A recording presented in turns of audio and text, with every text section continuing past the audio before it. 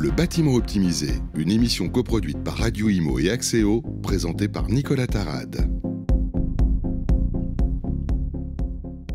Le chauffage, la ventilation, la climatisation, le système CVC est l'un des plus gros postes de consommation d'énergie, aussi bien dans l'habitat particulier que dans les entrepôts et bâtiments tertiaires. Comment optimiser son sujet, comment maîtriser la maintenance et réduire les charges, là est toute la question. Bonjour à toutes et tous, bienvenue dans ce nouvel épisode du bâtiment optimisé, une émission coproduite par Axéo.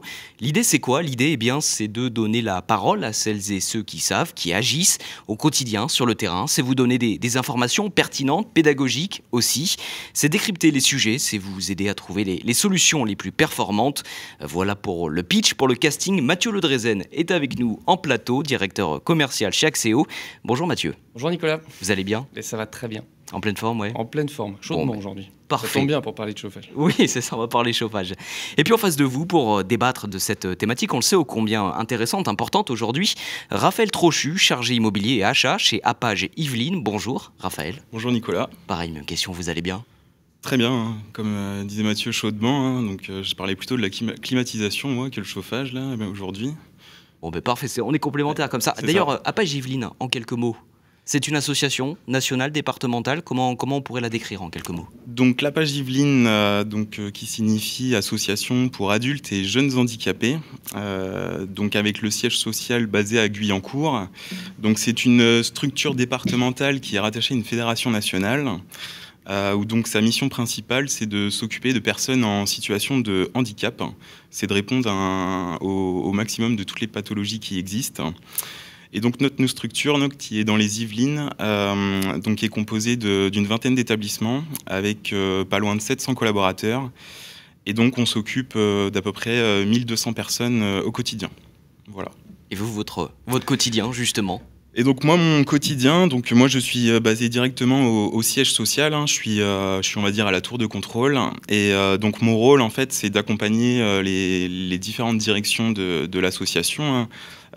Qui est répertorié par pôle. Un pôle correspond à un handicap bien spécifique. Et donc, je les accompagne sur toute la partie travaux, maintenance, sinistres et aussi en parallèle, essayer de trouver des solutions pour optimiser les dépenses de l'association. Eh bien bravo Raphaël Trochu. Voilà. Mathieu Ledrezen, pourquoi aujourd'hui ce sujet ? C'est très simple, l'installation CVC est un organe vital dans un bâtiment. Elle représente souvent jusqu'à 50% des charges entre l'achat, la maintenance et l'énergie. Le sujet est très technique, le coût de l'énergie augmente sans cesse, les contrats prestataires sont très hétérogènes, les pannes aussi sont très impactantes et pourtant les marges de progression sont souvent très grandes. Voilà tout l'enjeu de ce sujet, comment réussir finalement à optimiser la gestion de mes installations, comment réduire mes charges tout en augmentant la qualité du service. Beaucoup de questions, on va essayer d'y répondre le plus précisément possible avec nos invités du jour. Ce que je vous propose donc, c'est de rentrer dans le vif du sujet. Le bâtiment optimisé, le décryptage des experts. Avec une première question, peut-être pour poser un petit peu le cadre de ce débat, le b.a.-ba, c'est quoi un petit peu le b.a.-ba du chauffage collectif ? Les bases à connaître, Mathieu Ledrezen. Les systèmes collectifs aujourd'hui sont des installations complexes et comme vous l'avez dit Nicolas, au cœur du système des bâtiments, donc que ce soit en chauffage, en traitement de l'air, en refroidissement. On a à la fois à gérer la production, la distribution, l'émission de la chaleur, du froid. Et forcément, on a de l'interaction entre différents fluides, l'air, l'eau, le combustible et les matériaux qui sont utilisés, ne serait-ce que le métal par exemple, qui intervient énormément dans ces sujets. On n'a pas de réglementation unique, c'est-à-dire que sur d'autres systèmes ou sur d'autres périmètres, on a une réglementation très claire et cadrée qui impose. Sur la notion du chauffage ou du refroidissement, on a beaucoup plus de notions de normes, par exemple. Et les périodes de construction ont amené une grande hétérogénéité des systèmes, ce qui fait qu'aujourd'hui, c'est un vrai sujet complexe. En plus de ça, on va rajouter un autre point, c'est que vous avez souvent des installations collectives, par exemple pour la production. Mais par contre, quand on va être dans la notion d'émission, on va être dans des parties privatives quand on pense aux copropriétés, que ce soit d'habitation ou tertiaire. Donc il faut être vraiment sur ces deux plans. Tout à fait. Et puis sur un deuxième point, oui, je rajoute que, vous l'avez dit également, mais d'un point de vue contractuel, on a parfois différents prestataires qui interviennent. Parce qu'on n'est pas obligé d'avoir un prestataire unique pour traiter à la fois le chauffage et le traitement de l'air, par exemple. Et ces mêmes contrats sont très hétérogènes, dépendent à la fois du prestataire, dépendent des choix des propriétaires sur la mise en place. Donc, pour les termes qu'on connaît tous, le P1, P2, P3, qui va parfois jusqu'à des P4, P5. Et évidemment, différents types de marchés, ou en tout cas de fourniture du matériel ou du combustible. Donc ça crée une grosse nébuleuse. Et aujourd'hui, les propriétaires, copropriétaires ou exploitants peuvent vraiment être perdus dans ce fonctionnement à la fois technique et réglementaire. On le comprend dans ce que vous dites, c'est un vrai sujet dans les bâtiments collectifs. En quoi, Raphaël Trochu, c'est un vrai sujet dans les bâtiments ? Je rejoins Mathieu par rapport à son intervention. Effectivement, c'est un sujet primordial, parce que les constructions qui sortent aujourd'hui de terre, tout est déjà cadré par rapport à la réglementation qui a été définie, aux besoins pour réduire un maximum les dépenses, assurer un confort. Donc on parle beaucoup de confort l'hiver, mais aujourd'hui je pense qu'il y a le confort l'été. Moi j'ai toujours rappelé ça à mes copropriétaires quand j'étais syndic à l'époque, c'est de ne pas penser qu'au chauffage. Là on le voit aujourd'hui, il va faire 35 degrés. Si on se retrouve dans une épave thermique, on a quasiment la même température à l'extérieur qu'à l'intérieur. Et après, effectivement, c'est un peu la spécialité de la France, c'est qu'aujourd'hui, dans ce domaine-là, en fait, on se retrouve avec un millefeuille. On a eu des réglementations de construction qui étaient basiques à une époque. Au fur et à mesure, ça s'est rajouté. Et pareil pour tout ce qui est obligations liées aux matériaux, etc.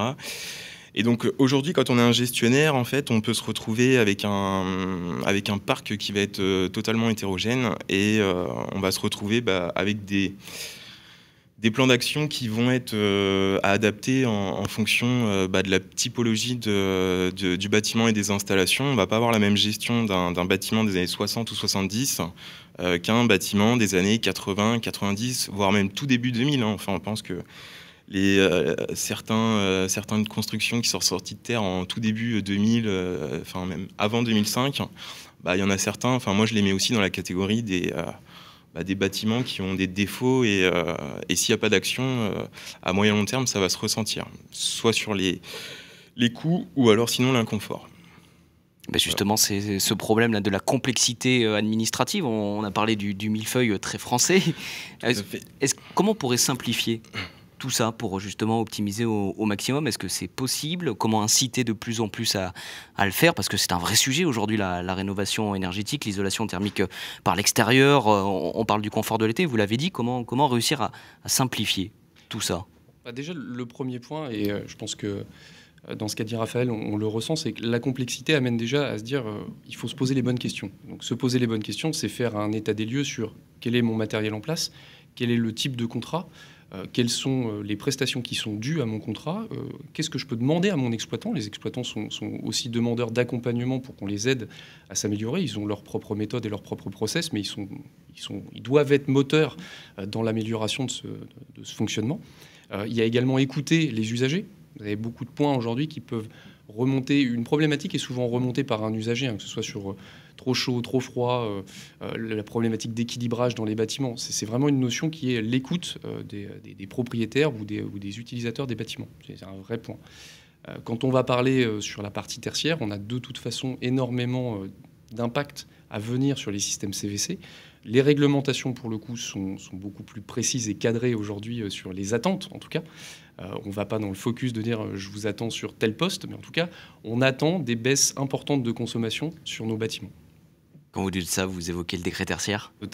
Notamment. Raphaël Trochu, sur ce que vient de dire Mathieu Le Drezen. C'est vrai que de toute façon, c'est la rénovation énergétique, même aussi quand on pense à le changement climatique, c'est un sujet qui existe depuis quand même plusieurs années. Quand on pense au monde de la copropriété, tout ce qui est habitation, les résidences en chauffage collectif, eux, ont eu l'obligation de réaliser des audits énergétiques. Il y a déjà quand même plusieurs années, ça fait bientôt 10 ans. Il y a eu aussi, pour inciter à faire des travaux, avec la loi Grenelle, il y a eu la mise en place des certificats d'économie d'énergie. Il y a eu les crédits d'impôt, il y a eu tout ça. Moi, mon avis, c'est que aujourd'hui, on en parle de plus en plus, alors que c'est un sujet qui a été un peu bâclé, je trouve, depuis de longues années.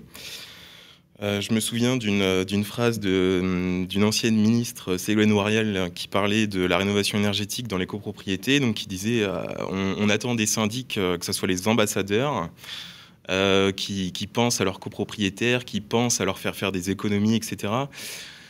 Mais après, je pense qu'il y a les outils qui n'avaient pas été donnés à ce moment-là. Et puis là, mine de rien, on a tout l'environnement, que ce soit le dérèglement climatique qui est énormément accentué. On le constate de jour en jour. Il y a aussi la politique européenne qui met aussi la pression. En fait, on s'y prend un peu au dernier moment. Oui. Et donc moi, en fait, j'ai toujours appliqué ce principe, c'est d'essayer d'anticiper au maximum et d'avoir le temps de travailler, pas travailler comme un pompier, en fait, ce que beaucoup de gestionnaires font aujourd'hui. Donc du coup, comme Mathieu le disait, là-dessus, je le rejoins, et c'est ce que moi j'applique dans mon quotidien en tant que gestionnaire, c'est que déjà, en fait, je vais me poser les bonnes questions.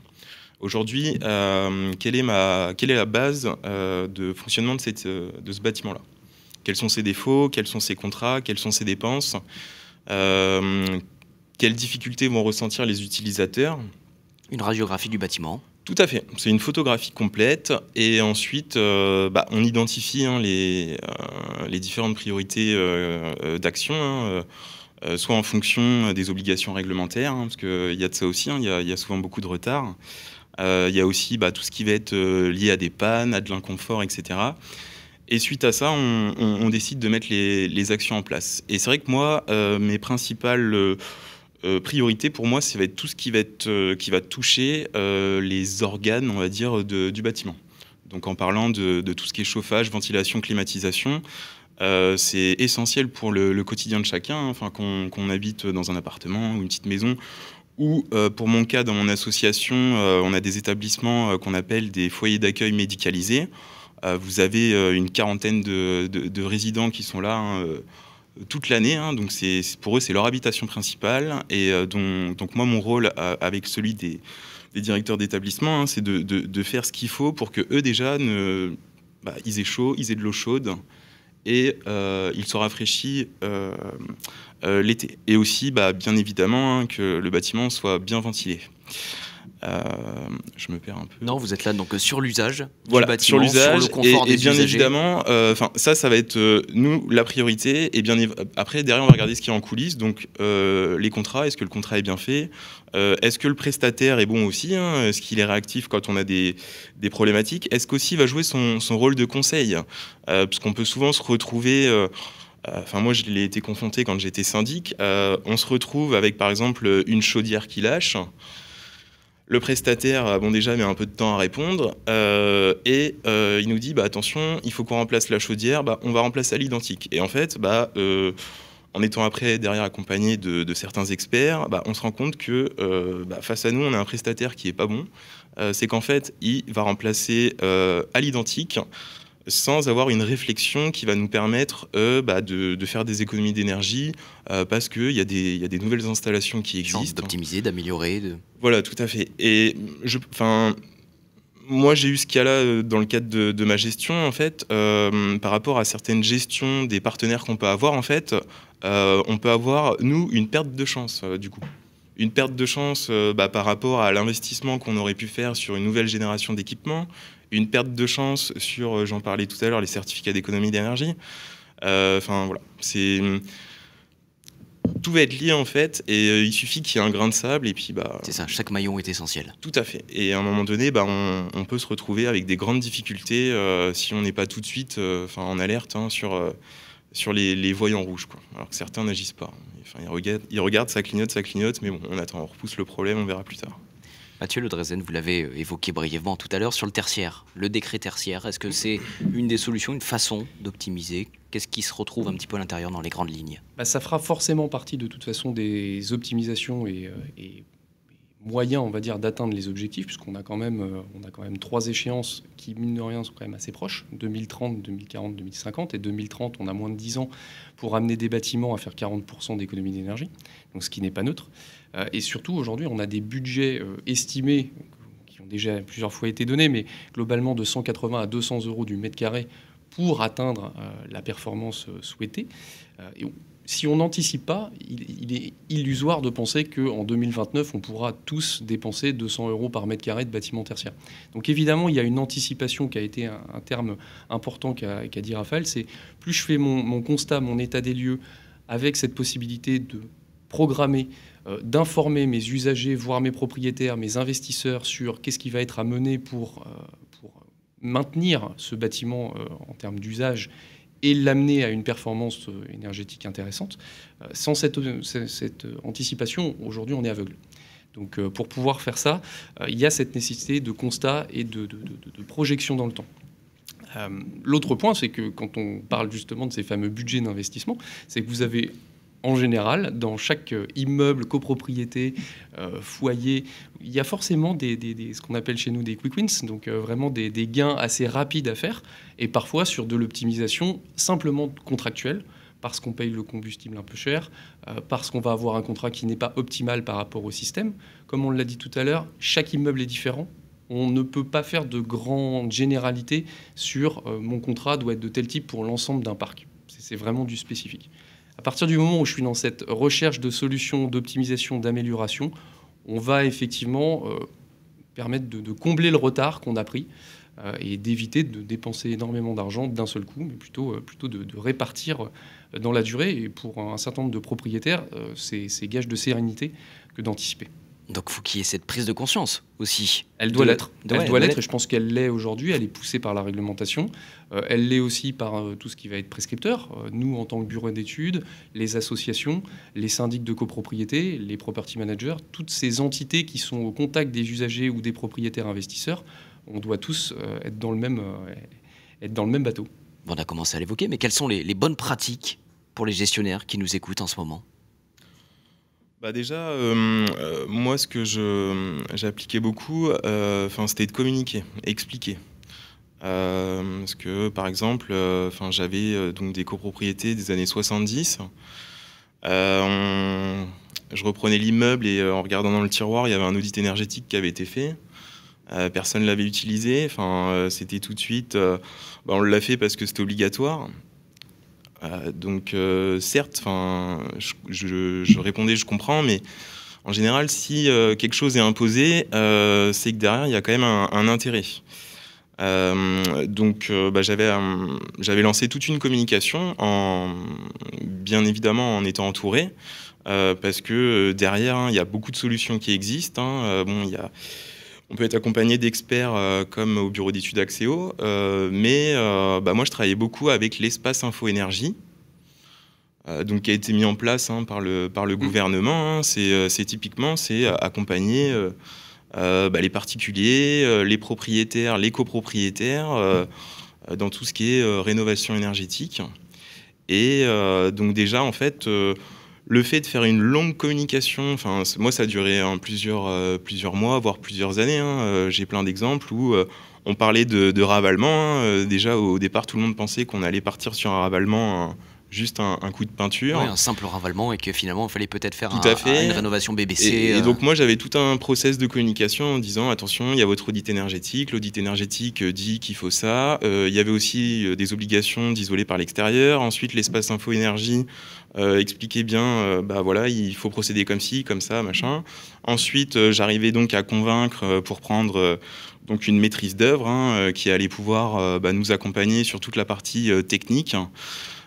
Pour la réalisation de ces travaux. Après, en parallèle, on pouvait aussi mettre en place une ingénierie financière pour bien expliquer aux copropriétaires, voilà, aujourd'hui, vous pensez qu'un ravalement, ça coûte tant, juste un coup de peinture. Ça vous fait peur quand on vous dit que ça coûte beaucoup plus cher d'isoler par l'extérieur. Mais avec toutes les subventions qui existent aujourd'hui, qui sont faites pour vous inciter à faire des travaux, et derrière, vous allez faire aussi des économies sur votre consommation de chauffage, etc. En fait, on se retrouvait au bout de 3 ans face aux copropriétaires à dépenser des milliers d'euros. Enfin, pour certains, pour eux, c'était cet été, je pars pas en vacances. Ça passait comme une lettre à la poste, parce qu'ils avaient eu toute la communication, ils avaient eu aussi toute la démonstration.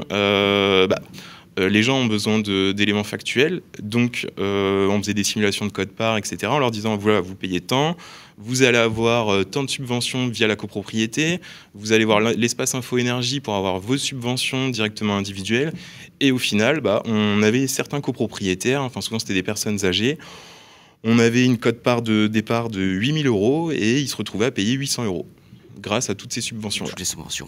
Et donc, au final, là cet été, ils sont contents. Donc les maîtres mots, communication, anticipation, expertise, avec Axéo notamment. Expertise, ouais, c'est ça. On est vraiment sur ce triptyque-là. Fait.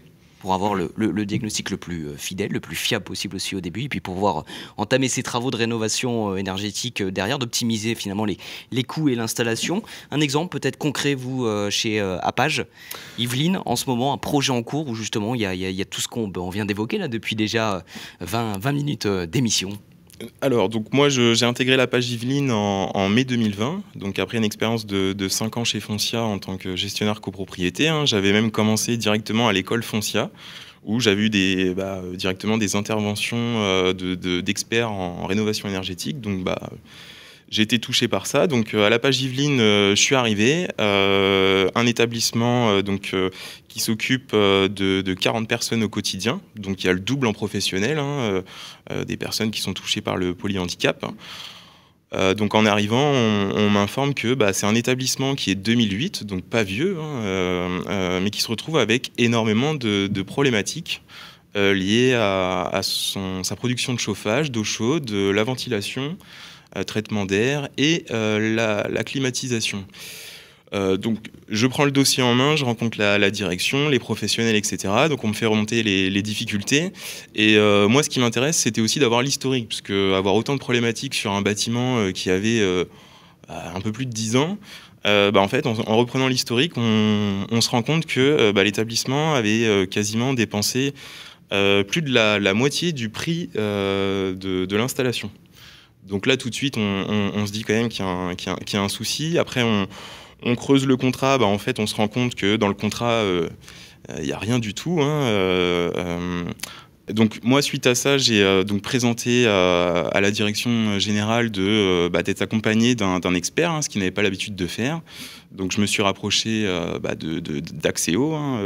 Donc on a suivi le process que je faisais habituellement sur mes copropriétés. On commençait par réaliser un diagnostic de toutes les installations pour voir les points verts, orange, rouge. Qu'est-ce que fait bien le prestataire, qu'est-ce que fait mal le prestataire, est-ce qu'on est en accord ou pas avec la réglementation. Et donc, une fois qu'on avait la photographie, on a rencontré le prestataire, on lui a expliqué comment est-ce qu'il fallait qu'on gère maintenant une installation. Enfin, on est pu là intervenir, juste réparer une fuite et puis après on s'en va. Donc ça a déjà permis de purger pas mal de problématiques. Et donc ensuite derrière, c'est ce qui a été fait assez rapidement, c'est de dire le contrat qu'on a aujourd'hui, il n'est pas adapté. Il n'est pas adapté parce que au niveau de la maintenance, on se retrouve avec des obligations qui sont vraiment minimes pour l'exploitant.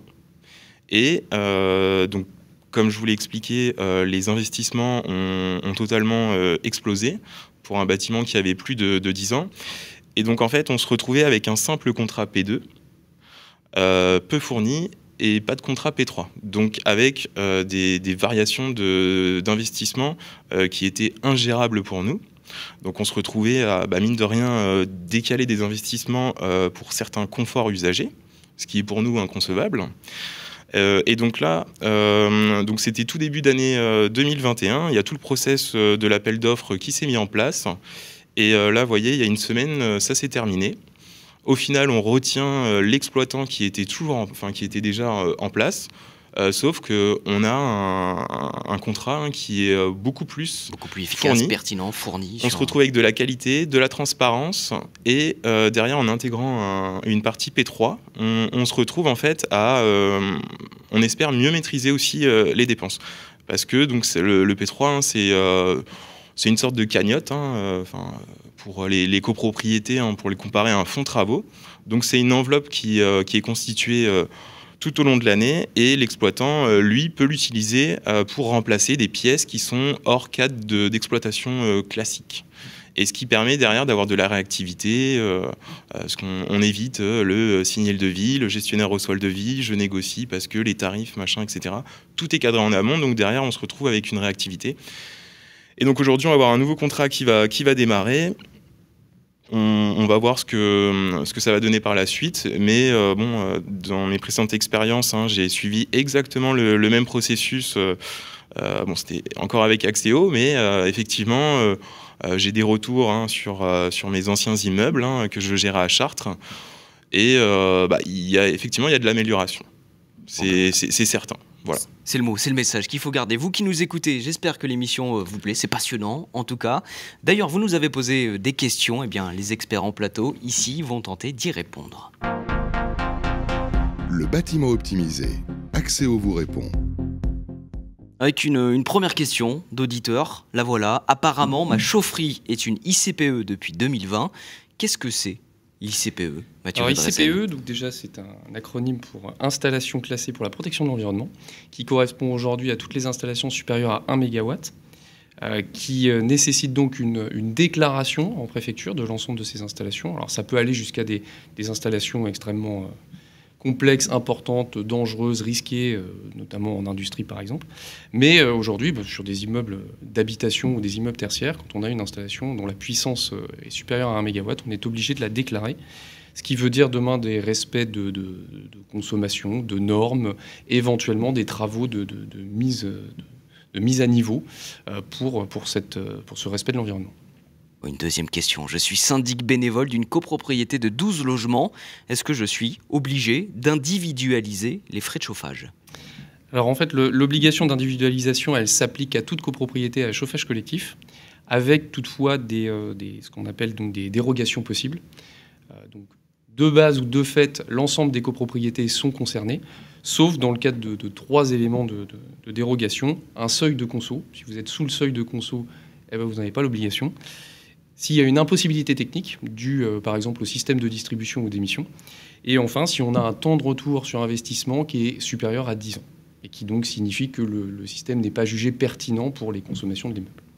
Une troisième question. Mathieu Le Drezen, Raphaël Trochu. Avant travaux, mon prestataire me demande le R2AT amiante. Est-ce que c'est possible et est-ce à moi de le faire ? Alors non seulement c'est possible, mais en plus c'est obligatoire. Pour tout type de travaux aujourd'hui dans un immeuble, on est obligé de faire le repérage amiante avant travaux. Il est spécifique à l'opération de travaux. Et il n'y a pas d'exclusion, sauf cas très particuliers de potentielles zones inaccessibles. Mais en tout cas, par exemple, si on parle de travaux sur de la distribution CVC ou dans une chaufferie, l'obligation de repérage s'applique. Vous confirmez, Raphaël Trochu? Je confirme. Bon, parfait. Depuis juillet 2019. Eh ben voilà, on est en accord en plus sur les dates. Parfait. Une question d'actualité pour terminer d'un auditeur. Durant la crise sanitaire, les prix de l'énergie ont baissé. Est-ce que c'est le bon moment de renégocier ou pas ? J'ai fait une petite vérification. Il s'avère, alors déjà d'un premier point de vue, c'est que le cours des combustibles, que ce soit gaz, électricité, fuel, ce sont des cours fluctuants qui dépendent des marchés. Effectivement, il y a une grosse chute des prix du gaz, notamment pendant la période de confinement de 2020. Les cours sont à la hausse, on ne va pas se mentir. Aujourd'hui, on est plutôt dans une tendance à la hausse. Donc, on va être sur une notion de quelle est la dernière date de négociation de mon contrat de fourniture. Si j'ai un contrat relativement ancien, j'ai peut-être un prix relativement haut, donc je peux encore renégocier. Si j'ai renégocié, par exemple, dans la période de confinement, 1 an plus tard, aujourd'hui, il n'y a pas d'intérêt. Il vaut mieux garder son contrat. Oui, il faut mieux garder son contrat. On est à peu près sur les niveaux de cours de l'année 2019 à la même période, pour vous donner un référentiel. Un ordre d'idée, un référentiel. Ouais. Eh bien, écoutez, on est déjà au bout d'une demi-heure d'émission. Merci beaucoup d'avoir été avec nous en plateau. Merci beaucoup, Mathieu Le Drezen, directeur commercial chez Axéo. Merci beaucoup, Raphaël Trochu, chargé immobilier et achat chez Apage Yvelines. C'était un plaisir de vous avoir en plateau. Peut-être le mot de la fin, chacun, votre tour, en quelques mots, peut-être, sur cette question d'optimisation du bâtiment, sur cette rénovation, sur cette... Pas sur l'optimisation, en tout cas, le seul point, moi je remercie Raphaël, puisque je pense que quand nos clients parlent plus que nous de nos missions, c'est que la satisfaction y est, et c'est ce que je retiendrai aujourd'hui. Eh bien, en tout cas, messieurs, merci beaucoup à vous de nous avoir écoutés. Merci beaucoup. Et puis moi, je vous dis à très vite. Au revoir.